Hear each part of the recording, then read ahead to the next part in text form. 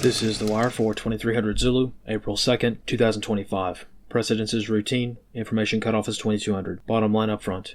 Multiple American aircraft carriers deployed to Middle East. Strategic deployments continue. Beginning with international events. In the Middle East, significant naval deployments are either underway currently or have been recently announced. Yesterday afternoon, CENTCOM announced several operational changes throughout the AOR. The USS Harry S. Truman CSG's deployment has been extended, with the Truman remaining in the Middle East theater. The USS Carl Vinson has also been transferred from Indo-PACOM to the CENTCOM area of responsibility and is currently making all sail for the Middle East. On Friday, the USS Nimitz departed San Diego on her final deployment before retirement and will be heading to the Western Pacific. Last night, the USS Abraham Lincoln departed Port San Diego as well. Yesterday morning, commercial satellite imagery confirmed that another B-2 Spirit stealth bomber landed at Diego Garcia, bringing the total on the island to 6 bombers plus their required refueling tankers. On the home front in California, Monday night a murder was reported at a Walgreens in Fresno. Local authorities state that Narciso Gallardo Fernandez entered the establishment late Monday night and murdered one of the employees due to his grievances with large pharmaceutical companies. Fernandez was arrested at the scene while attempting to reload his firearm in the parking lot. Analyst comments for this wire. The indications and warnings of an impending war in the Middle East continue to mount.